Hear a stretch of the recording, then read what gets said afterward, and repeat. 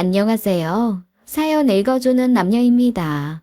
오늘도 와주셔서 감사드리며 그럼 오늘의 사연 바로 소개해드리겠습니다. 사람마다 참지 못하는 지점들을 하나씩은 가지고 있죠. 제 경우는 기다리는 것을 잘 하지 못합니다.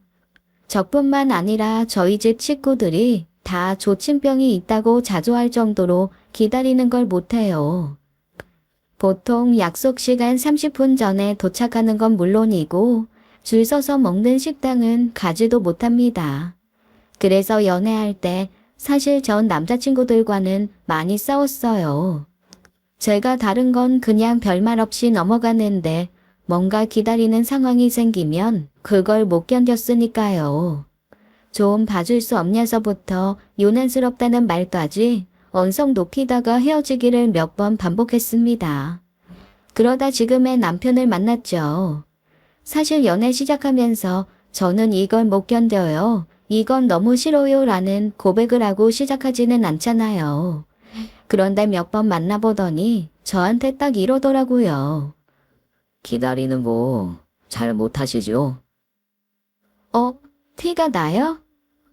사실 그 남자가 조금씩 마음에 들어 이제야 제대로 연애해보겠구나 하는 기대가 있었거든요. 그런데 딱 그 전 남자친구들과 헤어지게 만들었던 이유인 기다림에 대한 얘기를 하는 게 아닙니까? 마음에 딱 빗장이 걸리더라고요.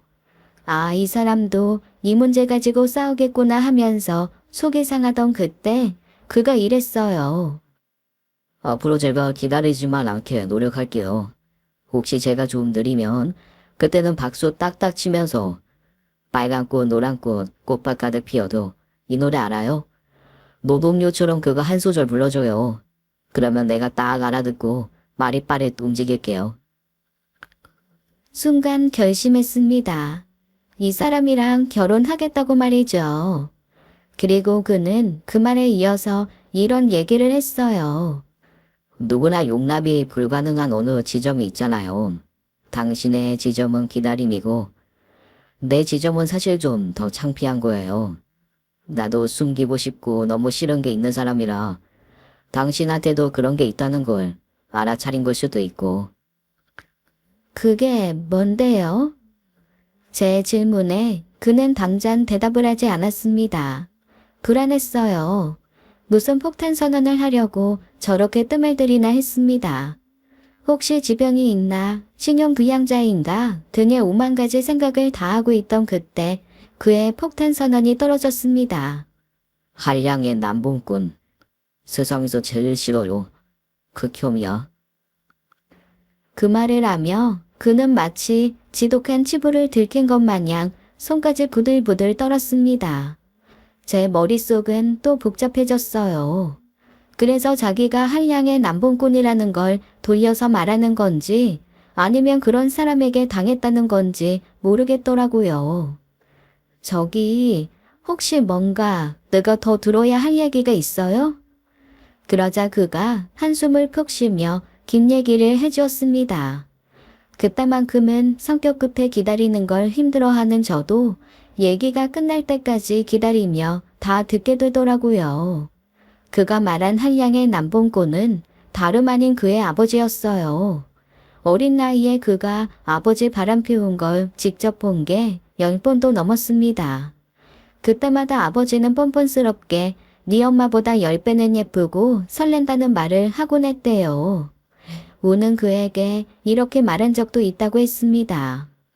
아이 저거 지 엄마 닮아서 쓴 반푼이야. 남자가 오는 여자 마다 않고 품고 가는 여자는 잡아채서라도 품어야 그게 사내지. 아이 저건 오는 여자도 벌벌거리며 보낼 놈이여. 이거 반푼이 새끼. 오히려 그런 아버지 때문에 자기는 여자를 만나는 게 무섭고 싫었다고 하더라고요. 저한테는 왜 그런 마음이 안 들었는지 모르겠지만 그 전까지는 그래서 모든 여자가 다 징그러웠대요. 뭐 이것도 인연이라면 인연이겠죠. 어쨌거나 저는 그가 한량의 남봉꾼인 것도 아니고 자기 아버지 트라우마로 더 성실하니 못 살 이유 없다 생각했습니다. 게다가 어머니와 시누이, 시아주버님, 형님까지 나머지 가족들이 너무 좋았거든요. 뭐랄까, 완벽한 퍼즐에서 딱 시아버님 한 사람만 빠지면 작품이 될 것 같은 느낌이었습니다. 결혼 준비를 하면서도 몇 번의 고비가 있었지만 군인 출신 저희 친정아빠가 워낙 무서우셨어요. 상견례 때도 그 덕에 큰 사고 없이 무사히 넘어갔죠. 원래 여기저기 찝적이며 잔사고 많이 치는 사람들이 넘사벽 카리스마를 만나면 힘 못 쓰고 쪼그라들잖아요. 저희 시아버지가 아빠 앞에서 그러시더라고요. 하지만 결혼 후 만난 시아버지는 정말 더 가관이었습니다. 아니 무슨 정신병자처럼 며느리들도 자기를 남자로 멋있게 생각할 거라는 착각을 하시더라고요. 얼마나 징그럽고 소름 끼치는 줄 아세요? 너는 내 아들이랑 결혼했지만 그래서 지금 참고 있지만 작정하고 꼬시면 너도 넘어올 거야 라는 태도 말입니다. 정말 맞는 비유일지는 모르겠지만 떡 줄 사람은 생각도 않는데 김치국 마시는 게 아주 가관이었죠. 더 기막힌 건 그 주제에 시어머니를 아주 발가락에 떼 취급도 안 한다는 거였습니다. 사실 저희 시어머니 진짜 보살 중에 보살, 삼보살이세요. 시아버지가 막말을 하고 어이없는 짓을 해도 한숨 한 번 안 쉬고 받아내고 참으시더라고요. 오죽하면 저희 부부 신혼여행 다녀와서 처음 인사 갔던 날 시아버지가 이러셨거든요. 아니, 넌 신혼여행 가서도 네 마누라만 보고 있었냐? 아이고, 난 말이야, 신혼여행 가서도 3박 4일을 매일 다른 여자를 안았어. 자고로 사내는 매력을 숨기는 게 아닌데, 하긴 저거 빙충 맞아서 어디 매력이나 있겠냐? 마누라는, 여자와 여자 사이에 쉬어가는 정거장이야, 정거장. 딱 그 자리에 있는 정거장. 사실 저는 좀 쇼크를 받았습니다. 아니 결혼한 지 열흘도 안 된 며느리 앞에서 할 말은 아니잖아요. 그런데 시누이도 시누이 남편도 두 시아주버님과 형님 두 분도 그 말을 듣고도 무시하더라고요. 마치 시아버님은 투명인간이고 그래서 아예 안 들린다 하는 느낌이었습니다. 저만 혼자 당황해서 어버버 하고 있자 어머님이 얼른 저를 데리고 부엌으로 가셨어요. 그리고 저를 안아서 토닥거리며 이러시더라고요. 아가, 미안하다. 내 죄다. 저거 사람 아니니까 그냥 너도 닫아. 그 예쁜 기로 저 잡소리 안 들어가게 그냥 닫아버려. 우리 다 그러고 산다. 그날 저는 집으로 돌아오는 길에 진지하게 남편에게 물었습니다. 어머님은 왜 사셔? 그냥 이혼하시면 안 되는 거야? 우리 사남매가 진짜 그 얘기를 20년 전부터 했는데 안 먹혀. 처음에는 자식들 다 결혼하면 이혼하겠다고 하셨거든. 그런데 나까지 결혼하고 이혼하시라고 했더니 다 늙어서 뭘 하냐고 그냥 살겠다 하시더라고. 혹시 경제적인 것 때문에 그러시나? 무슨, 우리 아버지 한 번도 돈 벌어본 적도 없어. 그나마 친가가 좀 살아서 쥐꼬리만큼 유산 받으신 거 있는데 그것도 나 어렸을 때 이미 다 날렸지. 그날 이후 우리 집은 순전히 엄마 혼자 꾸려오신 거야. 일도 하시고 투자도 하고. 사실 아버지 지금 엄마한테 기생해서 사는 건데 아야. 남편도 답답한지 더 이상 말을 안 하고 한숨만 푹 쉬더라고요. 사실 이때까지만 해도 설마 하는 마음이 조금 남아 있었습니다. 하지만 결혼 후 몇 달이 지나고 1년 정도 된 후 저는 시아버지를 이렇게 정의 내렸어요. 사람의 껍질을 쓴 짐승. 사람이 상상할 수 있는 가장 뻔뻔하고 어이없는 사람을 떠올린 후 그걸 곱하기 100 정도 하면 아마 그게 저희 시아버지일 겁니다. 시어머니에게 막말하고 돈 가져가는 건 뭐 이제 너무 일상이라 아무렇지도 않았어요. 멀쩡히 어머님이 집에서 쉬고 계시는데 옆에 여자 끼고 와서 너 나가라고 소리 지르는 시아버지도 익숙해졌습니다. 그렇게 무시당할수록 시아버지는 더 못되게 굴었고 저는 시어머니가 진심으로 안쓰러워지기 시작했어요. 사람이 괴롭힘이 길고 고통이 길면 그게 그냥 무뎌지면서 일상이 되잖아요. 테러범에게 인질로 잡혀있던 사람들 중 테러범에게 사랑이나 동정의 감정을 느끼는 경우도 있다죠. 어느 순간 시어머니를 볼 때마다 그 생각이 들었습니다.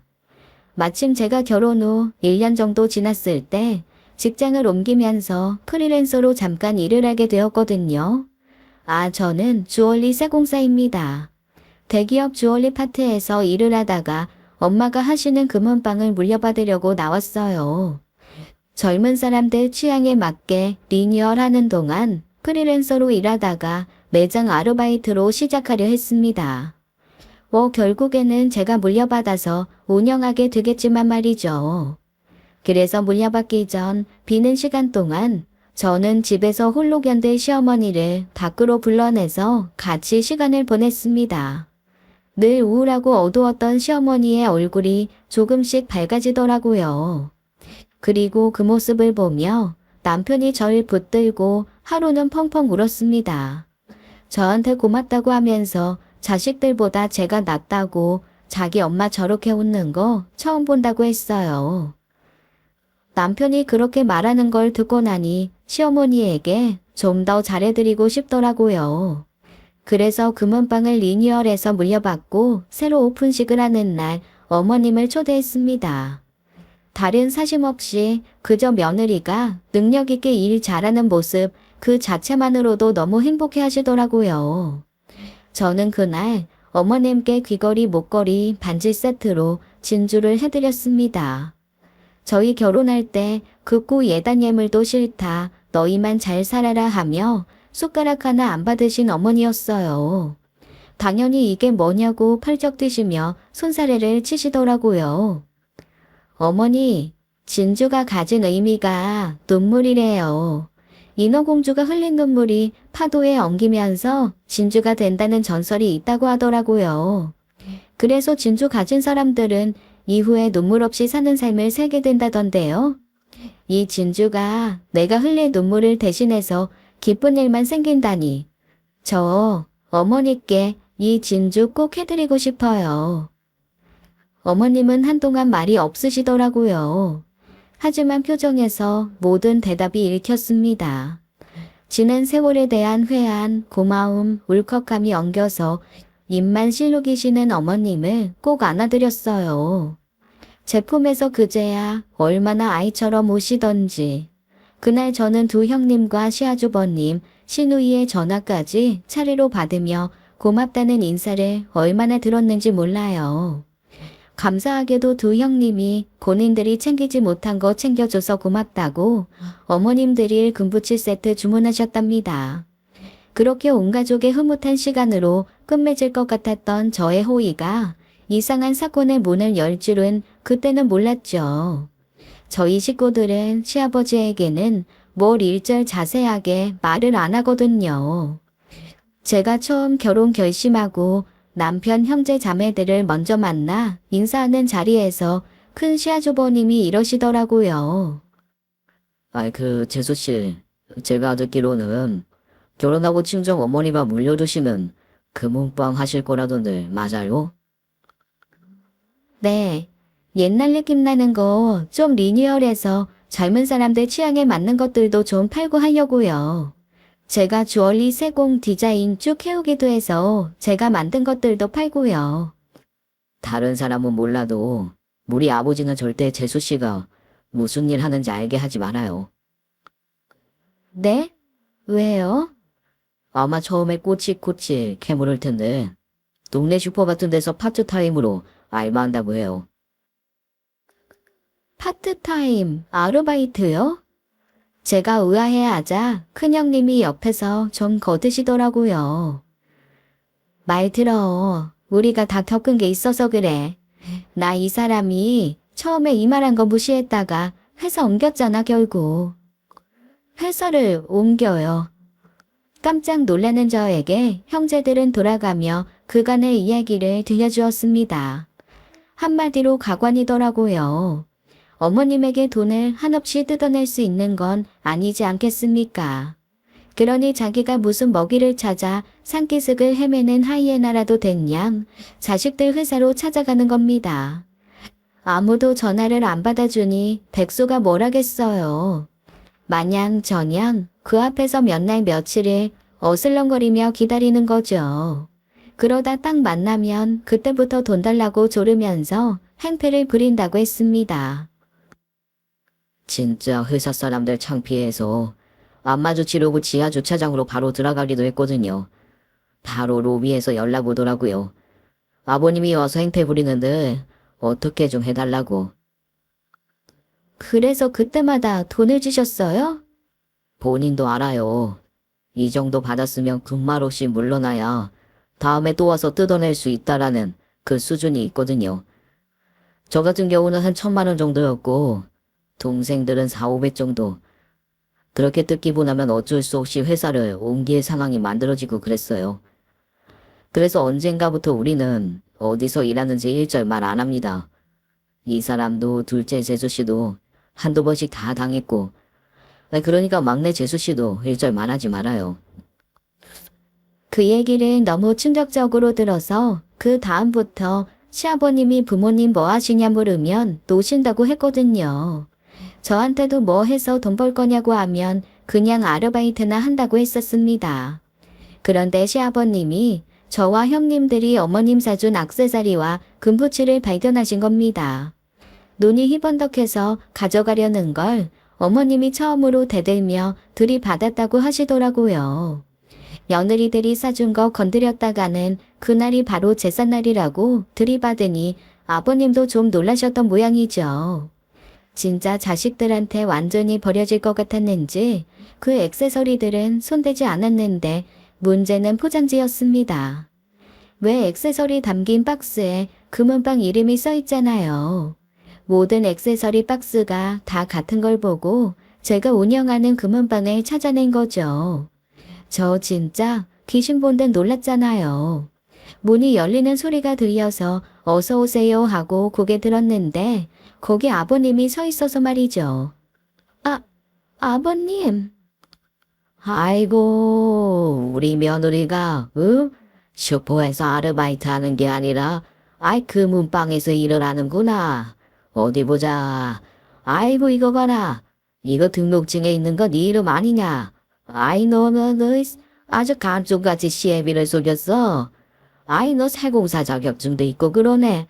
아이고, 내가 이렇게 훌륭한 며느리 누굴, 그동안 까맣게 몰랐구나, 야. 저도 모르게 얼굴이 굳더라고요. 남편에게 급하게 문자로 상황을 알리자 남편이 득달같이 전화를 했습니다. 제가 눈치를 보며 전화를 흘끔거리자 시아버지가 비릿하게 웃으며 이러시더라고요. 아이고, 우리 사장님 바쁘신데 내가 주책맞게 방해를 했나 보네. 그래 내가 다음에 보마. 수고해라 우리 예쁜 새아가. 그 말이 얼마나 소름 끼쳤는지 모릅니다. 그날 저녁 제가 운영하는 금은방 근처로 시아주버님들과 시누이까지 모두가 모였어요. 다들 한숨 푹푹 쉬면서 한 걱정을 하더라고요.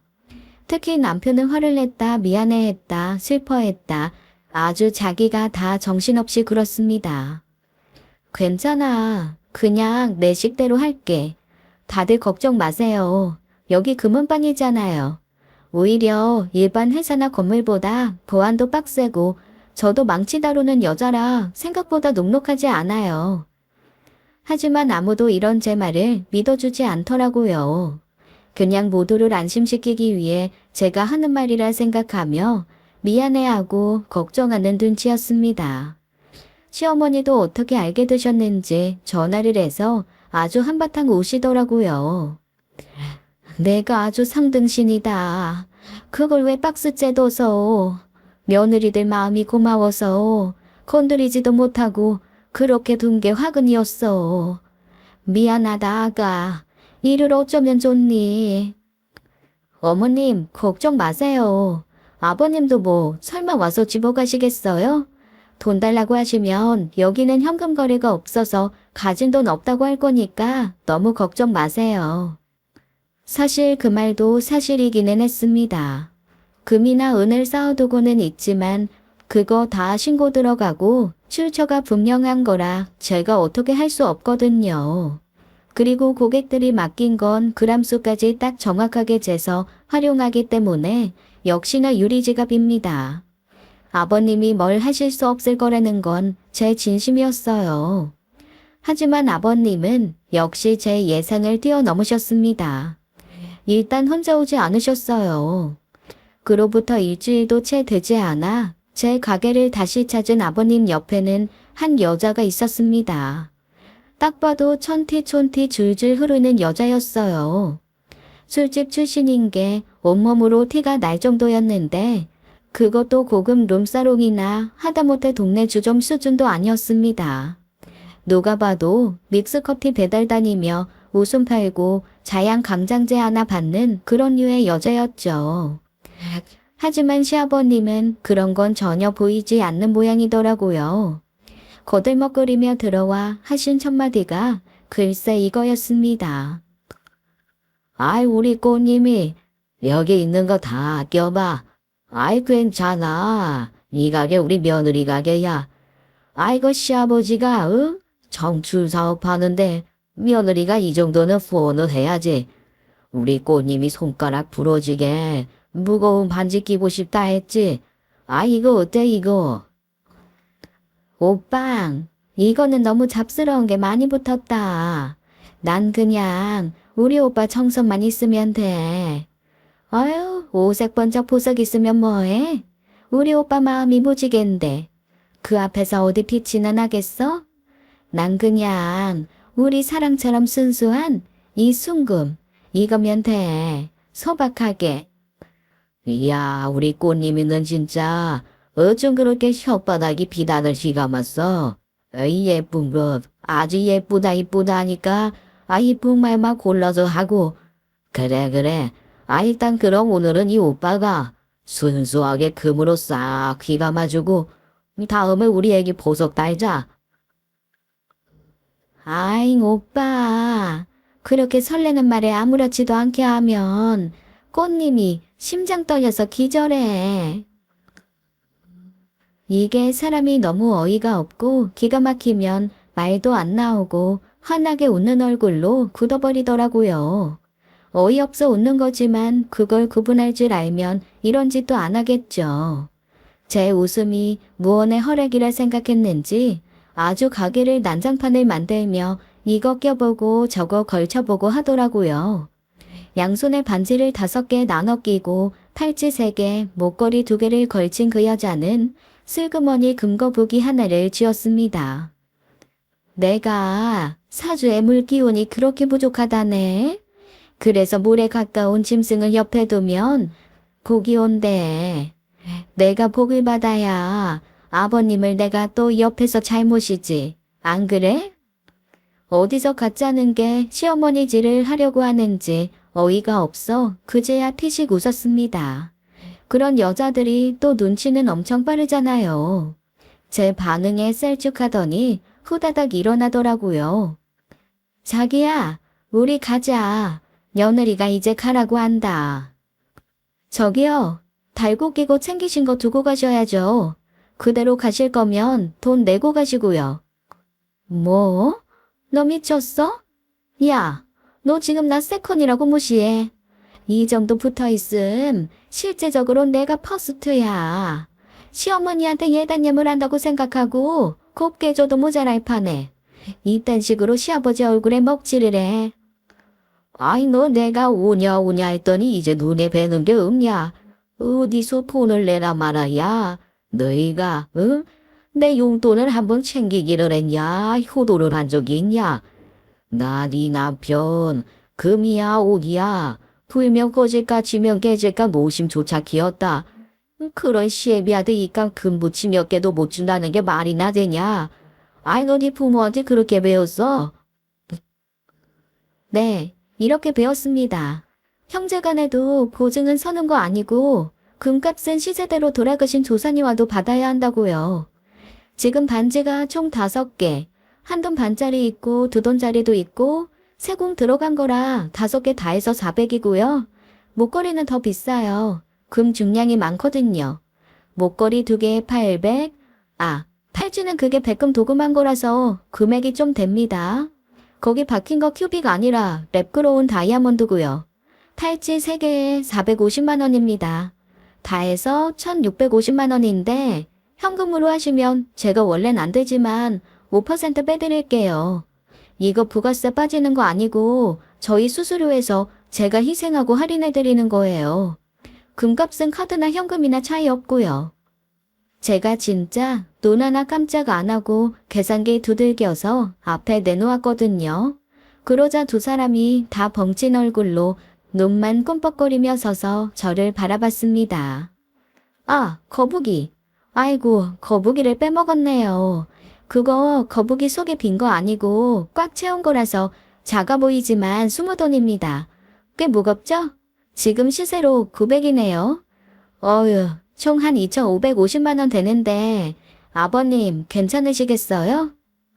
제 2번째 말에 잠시 멍했던 시아버지의 정신이 다시 돌아오신 모양이더라고요. 똥 싼 놈이 성을 낸다고 저한테 진짜 버럭 화를 내며 길길이 날뛰기 시작했습니다. 뭐라고 고래고래 소리를 질러대서 정확하게는 못 들었지만 시아버지 면상을 똥으로 만들었다느니 뭐 그런 얘기였어요. 돈 못 준다고 물건도 못 내놓는다고 버럭버럭 화를 내다 그냥 나가버리려 하는 거 있죠. 내연녀도 달고 끼고 가방에 거북이까지 넣고는 그대로 따라 나서려 했습니다. 그런데 그거 아세요? 금은방에는 꽤 여러 가지 장치가 되어 있습니다. 저희 금은방에는 그중 남들보다 특출난 장치가 하나 있는데 바로 문 앞에서 셔터가 화랑 내려가는 거예요. 훔쳐서 달아나는 놈이 나가지 못하게 막는 거죠. 혹시 그놈이 흉기를 들고 덤빌 수 있으니 카운터 바로 뒤에는 패닝룸처럼 밖에서 들어오지 못하는 밀실도 있습니다. 버튼 하나면 그 모든 게 작동이 되고 바로 사설 경비업체와 경찰서에 자동으로 신고가 들어가요. 저 그거 평생 쓸 일 없게 해달라는 게 소원이었는데 시아버지 때문에 쓰게 될 줄은 꿈에도 몰랐습니다. 바로 스위치를 눌렀어요. 빨간 경광등과 함께 사이렌이 귀가 따갑게 울리고 가게 앞에 셔터 문이 확 내려왔어요. 시아버지와 내연녀가 비명을 지르며 놀라 주저앉더라고요. 저는 카운터 뒤 패닝룸으로 들어갔습니다. 그 2 사람이 제 멱살이라도 잡으면 그것 또한 견디기 어려울 것 같았거든요. 대한민국 경찰 진짜 멋있더라고요. 5분도 되지 않아 경찰차가 왔고 곧 사설 경비업체도 왔습니다. 저와 전화 통화를 해서 수동으로 사이렌을 멈추고 밖에서 셔터를 열고 들어왔어요. 내연녀는 너무 놀라 주저앉아 일어나지도 못하고 경찰을 보자 냅다 무릎부터 꿇었습니다. 난 잘못 없어요. 저 인간이 자기 며느리 가게라고 다 사준다고 해서 달고 껴본 거밖에 없다고. 그러면서 몸에 달고 가방에 챙겼던 걸 손 벌벌 떨며 내놓더라고요. 그래도 신고가 들어갔기에 둘은 경찰서로 이송이 되었습니다. 저도 뒤를 따라갔죠.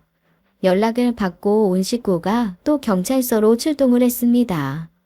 시아버지는 며느리 가게인데 다 자기 거나 마찬가지 아니냐고 여전히 큰 소리를 뻥뻥 치더라고요. 결국 제일 높으신 것처럼 보이는 분까지 나와 아버님께 나이값 하시라고 그거 절도라고 버럭 소리를 지른 후에야 조용해졌습니다. 시어머니는 부끄러워 못 살겠다고 한숨이 쉬고 시아버지는 씩씩거리며 계속 저를 노려보셨죠. 자식들은 처음에는 어이없어 했다가 나중에 저한테 문자로 속 시원했다고 다들 응원하더라고요. 둘째 형님은 글쎄 몸보신하라고 한우 갈비까지 보내주셨다니까요. 그날 이후 아버님은 저희 가게 앞에는 얼씬도 안 하셨습니다. 대신 저는 아버님의 미움을 한 몸에 받아야 했죠. 뭐 그것도 별 상관은 없었습니다. 어차피 사랑받을 마음도 없었으니까요.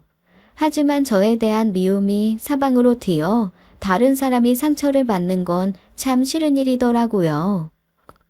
가장 가까운 곳에 있는 어머님이 그 타겟이었습니다. 며느리랑 쿵짝 맞아 남편 알기를 똥같이 한다고 욕먹는 건 일상이고 아버님의 남봉질도 더 심해졌어요. 그러다 온 식구 앞에서 어머님이 기절하는 대사건까지 벌어지고 말았습니다. 그것도 어머님 생신 파티 때 말이죠. 남편 말이 어머님이 평생 생신을 챙겨본 적이 없다고 하더라고요. 그게 무슨 말이야? 파티는 안 해도 미역국 정도는 끓여서 먹는 거 아니야? 요즘 환갑까지는 잘 안 챙긴다고 하더라도 그것도 안 했어? 누구를 불러. 가족들끼리 모여서 뭐라도 하려 하면 그때마다 아버지가 쓸데없는 얘기를 해서 분위기 망치는 게 일인데. 그러면서 자기 생일에는 해외를 가고 싶다느니 용돈 대신 아지트 하나 구해달라느니 그런 잡소리 듣기 싫어서 아예 모이는 걸 안 했지. 근데 이번엔 어머니 칠순이잖아. 3년 전 아버님 칠순은 크게 했다며. 그것도 진짜 악몽이었다. 아버지가 바람 폈던 여자들이 다 한복 떨쳐 입고 와서 아버지 두고 머리끄댕이 잡는 걸로 끝났잖아. 엄마 그날 이후로 두문 분출을 몇 달을 했는 줄 알아? 아버지가 동네 사람들 다 불러서 아주 망신을 톡톡히 당했다고. 세상에. 그 아버님 형제들은 왜 아버님을 안 말려? 작은 아버지랑 큰 아버지?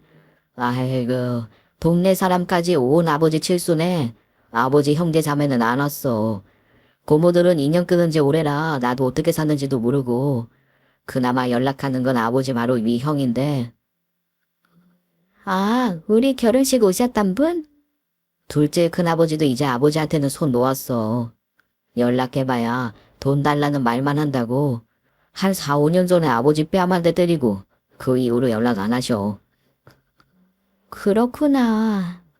뭐 사촌들끼리는 그래도 연락을 하니까 우리 통해서 소식은 들으시겠지. 여튼 그래. 남편 말을 듣는데 한숨이 나오더라고요. 그래도 어떻게든 어머니 칠수는 곱게 멋지게 챙겨드리고 싶다는 마음이 들었습니다. 형님들에게 몰래 연락을 해서 007 작전처럼 슬그머니 계획을 짜기 시작했어요. 동네 사람들이나 다른 가족들이 알면 분명 아버님도 알게 되실 것 같아서 아예 우리끼리만 모이기로 했습니다. 어머님한테는 칠순잔치라는 말도 않고 식사나 하시자고 큰아주버님이 모시고 나오기로 했고요. 저희는 고급 식당을 빌리고 나름 장식도 했습니다. 어머님이 평소에 좋아하시는 노래가 있는데 그 노래를 하신 분이 은퇴한 가수거든요. 어렵게 그분께 연락을 해서 사정을 말하고 읍소하며 축가도 부탁을 드렸습니다. 그렇게 만반의 준비를 마친 당일 저는 마치 전장에 나가는 것 같은 긴장감에 전날 한숨도 자지 못했습니다. 너무 자식들만 있으면 그건 또 그거대로 허전할까봐 시간 되시는 사돈들도 모시기로 했어요. 저희 부모님과 둘째 형님네 어머니, 첫째 형님 아버지가 오시기로 했습니다. 형님들 부모님이 각자 사별을 하고 혼자 사시는데 동네가 비슷해서 친구처럼 지내시거든요. 물론 저희 부모님도 같이 종종 어울리시고 저희 시어머니 사정 누구보다 잘하시니 편할 것 같았습니다. 그렇게 다 같이 모여 가수분 노래 듣고 어머니 오시고 감동 가득한 시간이 흐르고 있을 때였습니다. 갑자기 식당의 룸 문이 벌컥 열리며 절대 보고 싶지 않은 얼굴이 나타나더라고요. 시아버지였습니다. 이것 봐라, 이것 봐, 이 고얀 것들. 내 마누라 생일잔치에 나를 빼. 이거 사돈들 앞에서 나를 침뭉개도 유부수지. 아이고 사돈들, 제가 이렇게 그지 같은 것들을 자식이라고나 몇 빠지게 키웠습니다. 아이고. 시아버지는 이미 조금 취한 상태였습니다. 모두가 후식 전 한 코스만 남긴 상황에서 입맛이 뚝 떨어지고 말았죠. 시어머니는 눈에 지그시 감으며 한숨을 쉬시더라고요. 나중에 들었는데 바로 옆에 있던 큰형님만 들을 수 있는 작은 목소리로 이렇게 말씀하셨대요. 귀신은 뭐하나, 저 화상 안 잡아가고. 그래, 내 팔자에 행복한 잔치는 무슨? 시아버지는 있는 대로 골질을 하며 로만으로 들어와 떡하니 자리를 잡았습니다. 그 안에 있는 그 누구도 시아버지를 반기지 않고 말도 걸지 않았죠. 그러니 또 그건 그거대로 홀딱지가 났는지 그때부터 정말 할 말 안 할 말 가리지 않고 내뱉더라고요. 더 둘째 사돈, 아이 사내 망신을 시켜도 유부수지. 사별을 한 게 언제인데 여전히 정도 지키고 그러고 삽니까? 그거 지리적으로 안 쓰면 평생겨요 평생겨. 하하, 사돈께서 술이 좀 오르셨나 봅니다. 이거 안 그래도 저희는 뒤에 일정이 있어서 지금 막 일어나려던 차였는데 가족들끼리 오붓하게 시간 보내시죠. 사부인, 다시 한번 생신 축하드립니다. 시아버지 성격을 익히 아는 첫째 형님의 아버지와 둘째 형님의 어머니가 함께 일어나셨습니다. 더 길게 말 나눠봐야 득될 거 없다는 걸 너무 잘 아신 거죠. 그러자 시아버지가 그 자리에서 선을 아주 세게 넘으시더라고요. 아이고, 왜 두 분이 같이 나갑니까? 내가 눈치가 없었네, 눈치가 없었어. 둘이 그렇고 그렇구나. 아이고, 우리 며느리들끼리 자매처럼 지내더니, 진짜 자매가 되겠네. 하긴 뭐 요즘 세상에 겹사돈도 별일 아닌데, 족보 개족보 되는 거야 뭐 어떻습니까? 하하하, 두분 오붓하고 열정적인 시간 보내십시오. 그러자 그 두 사돈분 얼굴이 울그락 푸르락 난리가 나더라고요. 두 형님은 물론 시아주버님들 얼굴까지 아주 하얗게 들며 난감함이 가득했고요. 시어머니는 거의 쓰러지실 것 같은 분위기였습니다. 두 형님들이 서둘러 두 분을 모시고 나갔고 방 안은 빙하기만큼이나 싸늘하게 얼어붙었습니다. 시아버지는 자기가 뭘 잘못한 건지도 모른 채 망측하고 듣기 불편한 음담 패설을 늘어놓으며 혼자 킬킬거렸어요. 아들들이 말려봐도 소용이 없었습니다. 신우이는 한숨 푹 쉬며 어머니를 일으켜 세우더라고요. 엄마, 가요. 비싼 밥 먹고 얹히시겠어. 야, 이 버르장머리 없는 기집애야. 가긴 어딜 가. 넌 이 기집애야, 그게 문제야. 네 엄마만 싸고 도는 거. 너 그러다가 네 남편한테 소방 맞는다. 기집애가 이웃순하고 나긋한 맛이 하나도 없어. 창서방은 대체 뭐가 좋아서 너랑 사는 거냐? 하긴 또 알아. 밖에서 나긋하고 이웃순한 애들 만나고 다닐지. 잘 살펴봐. 신우이가 일절 반응을 하지 않자 시아버지는 다음 타겟으로 아들 삼형제를 잡은 듯 했습니다. 자기가 지금껏 함께 사랑을 나눈 대상이 100명이 넘는다며 이게 남자로 태어났으면 당연한 거 아니냐는 거였죠. 그러면서 엄연히 며느리인 제가 앞에 있음에도 불구하고 아들들에게 이러시더라고요. 씨밥만 주구장창 촌스럽게 먹지 말고 외식도 고루고루 해. 너희 인생 짧다. 내가 10년만 젊었어도 아침 저녁으로 다른 애인을 기쁘게 해줬을 거야. 세월이 무상하다 세월이 무상해. 에휴, 나한테서 어떻게 이런 멍충한 것들이 나와서 이 마누라들한테 멱살 잡혀 사는지 진짜. 밖에서 힘 좀 쓰고 연습도 좀 하고 그래야 마누라도 찍소리 못하게 누를 수 있는 거야. 저 진짜 시아버지만 아니었어도 한 대 쳤을 것 같았습니다. 저한테 남동생이 하나 있는데 만약 제 동생이 어디서 저러고 다닌다면 다리를 부러뜨려서라도 가뒀을 것 같더라고요. 결국 참다 못한 큰 시아주버님이 벌떡 일어나 아버님의 팔을 낚아챘습니다. 나가세요. 여기 아버지 올 때 아니에요. 그 미친 듯이 품으며 사랑 주셨던 그 여자들한테 가시라고요. 더 이상 저희랑 어머니 인성에 끼어들지 좀 마시고요. 시아주버님의 마지막 말은 눈물이 섞인 절기였습니다. 그러자 시아버지는 어이없어하며 똥 싼 놈이 성내는 전형적인 태도를 보이셨어요. 펄펄 뛰며 아주버님에게 손찌검을 시작한 거죠. 그때였습니다. 잡채 그릇이 날아와 시아버지의 머리를 치고 댕 소리와 함께 떨어졌어요. 모두가 놀라 얼음이 되었습니다. 던진 사람은 시어머니였고 시아버지는 잡채를 옴팡지게 뒤집어 쓴 채 멍하게 서 있더라고요. 그래, 나도 더 이상은 못하겠다. 내가 등신이라 참고 살았는데 나이 40 넘은 내 새끼한테 네가 손을 대? 야, 꺼져. 나 너랑 이혼할 거야. 뭐 이혼? 그리고 너 지옥 아재 야라고 했냐? 이 할망구가 미쳤나 진짜. 그때부터는 아수라장이었습니다. 시어머니에게 달려드는 시아버지를 아들들이 뜯어말리고 악에 받쳐 울부짖는 시어머니는 시누이가 말렸어요. 저는 뒤늦게 부모님 보내고 들어와 이 난장판을 보고 놀란 형님들에게 브리핑하느라 바빴죠. 결국 시어머니의 칠순잔치는 아수라장이 된 채 마무리되고 말았습니다. 그날 이후 시댁은 매일이 전쟁이었어요. 일단 시어머니가 생애 최초 이혼을 결심하신 건 자식들뿐 아니라 사돈의 팔촌까지 반기는 일이었습니다. 남편도 몰랐던 일인데 그동안 시어머니가 친정 쪽과 연락을 못했던 이유가 있더라고요. 시어머니가 결혼 후 둘째 시아주버님까지 낳았을 때 첫 번째 사건이 발생을 한 거였습니다.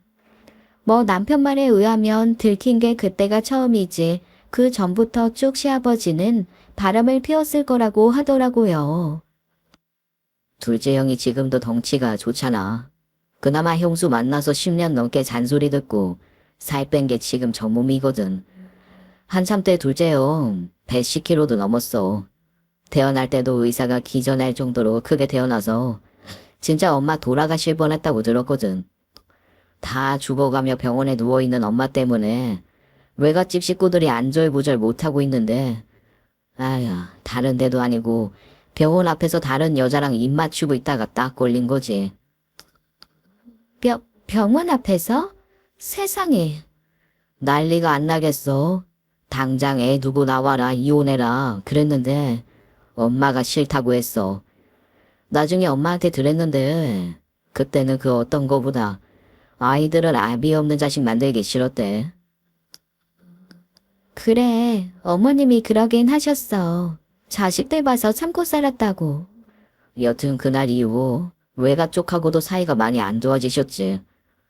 아버지는 자기가 한 일을 생각도 안 하고 외가에서 자기 무시한다고 그 화를 다 엄마한테 풀고, 그래도 외할머니는 끝까지 엄마가 마음에 걸리셔서 외할아버지 몰래 연락도 하고 그러긴 하셨어.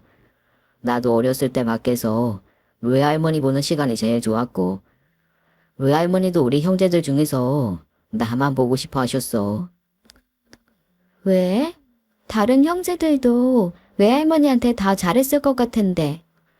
내가 제일 아버지를 안 닮았잖아.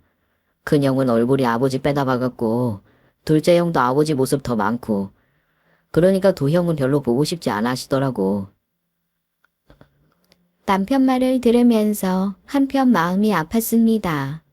이혼하지 않겠다며 지옥불 한가운데서 자기 몸 태워가며 사는 자식을 보는 부모 마음이 어떠겠어요. 남편 말을 들어보니 어머니 친정 꽤 잘 살고 재산도 있는 편이었더라고요. 어머님이 이혼하고 자식 넷딸이고 들어가도 충분히 감당 가능한 집이었습니다. 그저 어머님 결심 한 번이면 되었는데 그걸 안 하고 세월을 보내며 고생했으니 여튼 남편은 한숨을 쉬며 회한 어린 어투로 혼잣말을 했습니다. 그래도 자식 이기는 부모 없다고 할아버지도 할머니도 돌아가실 때 엄마한테 한 재산씩 주셨어. 사실상 우리 키우라고 손에 쥐어주신 거지. 엄마도 그 돈 진짜 목숨처럼 지키며 사셨다. 우리한테는 아낌없이 쓰셨지만 아버지 그 폐악 부리는 와중에도 그 돈은 아버지한테 절대 안 주셨어. 뭐 아버지는 모를걸. 엄마가 친정에서 돈 받은 거 2년 끊었다고 생각할 테니.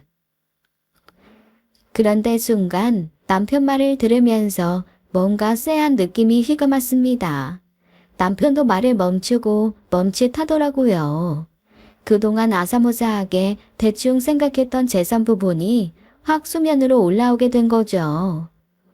저기, 그동안은 2년 끊었다는 핑계로 어떻게 숨길 수 있었을지 몰라도 이혼할 때는 다 밝혀지지 않아? 어라? 그렇겠네.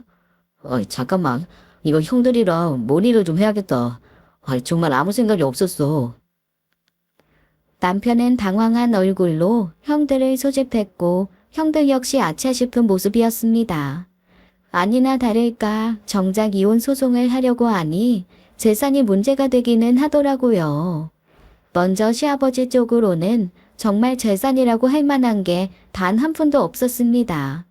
평생 돈을 번 적은 없지만 그래도 형들 쪼고 자식들 쪼아서 어려움은 없이 펑펑 쓰고 살았거든요. 문제는 그 펑펑 쓴 게 다 흘러가는 돈으로 썼다는 거죠. 상간녀들 허용 채워주는 데 쓰거나 상간녀 남편한테 걸려 위자료 물어주면서 쓴 겁니다. 어디 그것뿐인가요? 꽃뱀한테 걸려 사기 분양을 당해 이중 계약한 집 때문에 소송에 걸리기도 하고 도박판에 빠져 탕진하기도 했습니다. 그때마다 어머님이 애들 아빠 감옥 보낼 수 없다고 구제해주면 한 달 정도는 반성하는 척 했대요. 그러다가 다시 나가서 쓸데없이 돈 쓰고 들어오고 날려먹고 오고의 반복이었더라고요. 하지만 어머니는 좀 달랐습니다. 친정에서 물려받은 재산은 전세 끼고 집 한 칸 샀다가 그걸 다시 온전히 구매해서 월세로 돌리며 불렸습니다. 몇 년 월세 모은 돈으로는 또 집 한 칸 사고 그걸 다시 월세로 돌리고 하며 결국 꼬마 빌딩 2채를 소유하게 되신 거죠. 그 외에도 주식, 펀드, 연금, 저축, 적금에 다양하게 현금을 모으셨고 금값 떨어질 때마다 사두신 금도 있었습니다. 물려받은 것으로는 그렇게 재테크를 하시고 어머님 당신도 평생 한 번도 놀지 않고 일을 하셨고요. 자식들이 독립해서 용돈 챙겨드리는 것도 거의 쓰지 않고 다 모아두셨더라고요. 재산을 다 정리하니 얼추 30억이 넘는 규모였습니다. 사실 좀 놀랐어요. 자식들은 너무 기막혀하며 눈물까지 보였습니다. 엄마, 이 돈이 있으면서 그동안 왜 그렇게 고생하고 살았어? 엄마 나이 이제 70인데 1년에 1억씩 쓰고 가도 100살까지 쓸 돈 있으면서 왜 그랬어? 자식이 뭐라고? 엄마한테 좀 투자하고 엄마 행복하게 살지. 신우이가 울면서 하는 말이 자식들 모두의 마음이랑 같았습니다. 돈 30억이 있는데도 이렇게 슬플 수 있나 싶게 어머님이 안쓰러웠거든요. 그런데 문제는 이혼할 시 이 돈을 시아버지와 나눠야 한다는 거였습니다. 변호사가 그러더라고요. 물론 귀책 사유가 아버님에게 있고 제가 봐도 참 고생하면서 사신 건 알겠는데 워낙 혼인 기간이 길어서 이런 경우에는 거의 5대5 판결이 납니다. 그 말을 듣고 저희는 모두 펄쩍 뛰었습니다. 15억이라는 돈이 아버님에게 간다는 건 진짜 상상도 하기 싫었거든요. 오죽하면 시아버님이 차라리 어머님 쓰실 것만 조금 남기고 다 기부하자고 할 정도였으니까요. 변호사님은 심각하게 자식들에게 상속할 것을 먼저 상속하자고 하셨습니다. 어머님 앞으로 된 재산을 최소화한 후 한번 이혼 소송을 해보자는 거였죠. 하지만 그것도 한계는 있더라고요. 너무 많은 금액을 물려주고 이혼할 경우 재산을 빼돌리려는 목적이 보인다고 판결이 나기도 한다나요? 물론 그간의 기록을 보면 8대2로 나누라는 판정이 난 적도 있고 7대3까지도 종종 있습니다. 하지만 기존 판례를 믿고 그냥 진행하기에는 좀 위험한 부분이 있어요. 일단 그동안 어머님이 이혼 의사를 전혀 밝히지 않으셨다는 점도 걸리고 여튼 제가 좀 더 노력하겠습니다. 일단 저희는 입을 좀 다물기로 했습니다. 시아버지가 차라리 이 상황을 모르면 일 처리가 좀 더 쉬워질 거라는 생각이었으니까요. 하지만 기생하며 사는 사람들은 참 기가 막히게도 자기들이 살 길은 끈질기게 찾아내더라고요.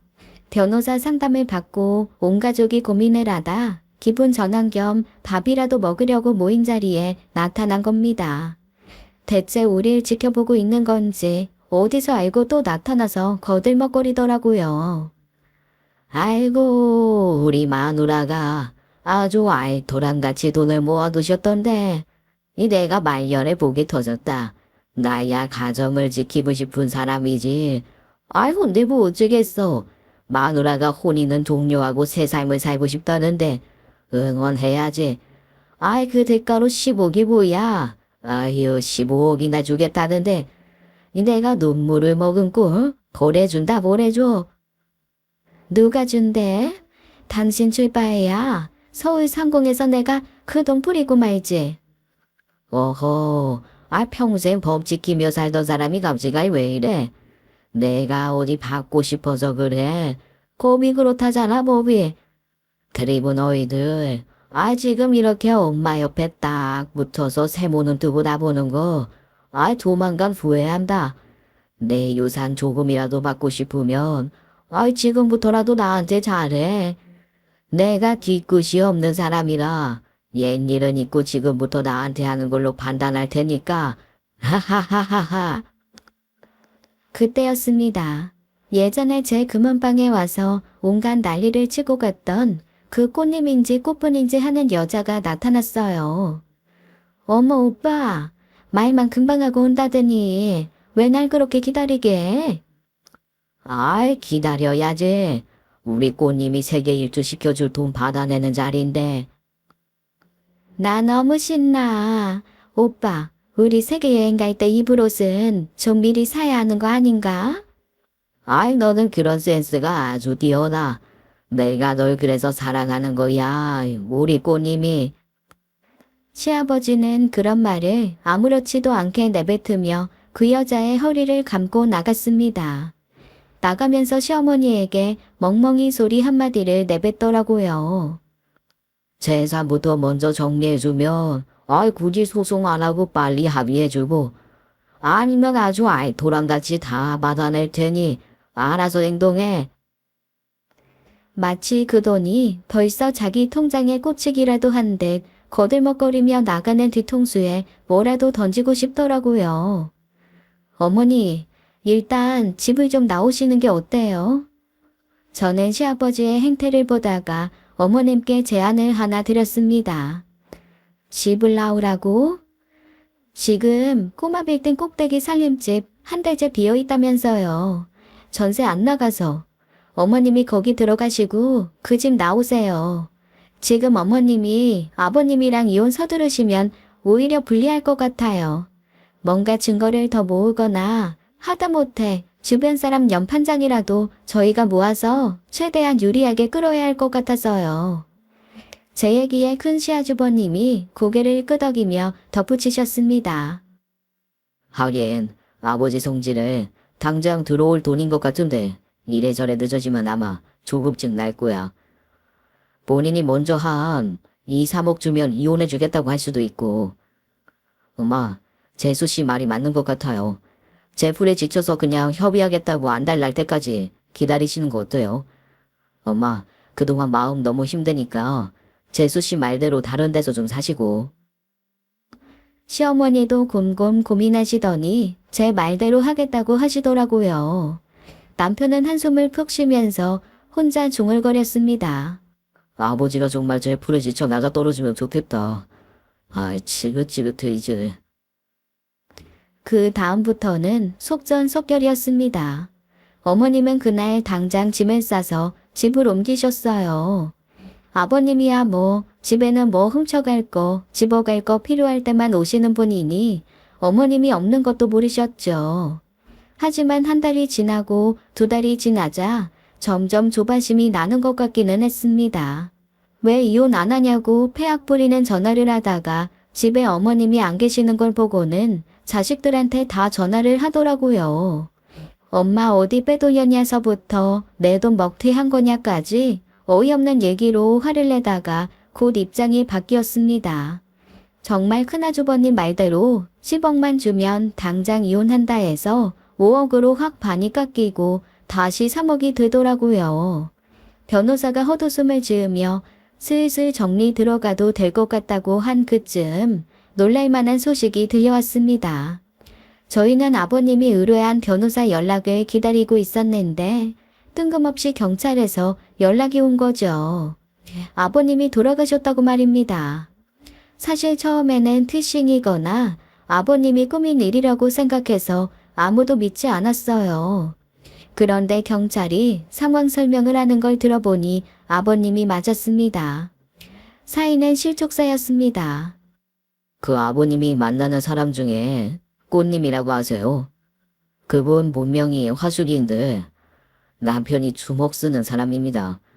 아이, 하필 그런 사람 안으랑 바람이 나셔서 죽지 않을 만큼 맞으신 것 같아요. 마지막 목격자 말에 의하면 포장마차에서 자기가 원래 수십억 부자라고 이 원수 다 갚아줄 거라고 소리 질렀다는데 뭐 여튼 그 이후에 취향제 먹다가 다리에서 실족하신 것 같습니다. 가족들은 모두 황망함을 감추지 못했습니다. 대표로 큰 시아주버님이 시신을 확인했고 장례는 빠르게 치러졌어요. 놀랍게도 시아버지의 장례식을 찾은 사람은 정말 단 한 명도 없었습니다. 전화기에 있는 1700명에 가까운 사람들에게 일제히 부고 문자를 보냈거든요. 딱 11명이 연락 오더라고요. 진짜 죽었냐고, 그럼 자기한테 빌린 돈은 어떻게 되는 거냐고 말이죠. 고인의 죽음은 슬퍼하지 않으며 돈 걱정만 하는 그 사람들만 남은 아버님의 말로는 쓸쓸하기만 했습니다. 사실 저희도 3일장이나 치를 생각은 없었지만 어머님이 고집하셨어요. 끝까지 속 썩이는 인간, 상례라도 제대로 치러서 입 막아야지. 귀신돼서 자식들 들러붙을 인간이다. 사고제도 아주 비싸게 차려줄 거야. 먹고 꺼지라고. 그 회한 어린 어머님 마음이 한편으로는 이해가 되었습니다. 아, 장례식 마지막 날 두 분이 오시기는 했네요. 시아버지의 두 형이었습니다. 두 형은 시어머니에게 고개 숙여 인사하며 이렇게 말씀하셨어요. 이놈은 이제 영영 잊고 제사상도 생각 마시고 훌훌 사십시오. 그동안 미연하고 면목 없었습니다. 화장터는 우리가 맡을 테니 제수씨는 여기까지 하세요. 이 저희가 면목이 없어 그럽니다. 그렇게 그 두 분은 장례 마무리를 하고 아버님 유골도 당신들이 수습을 했습니다.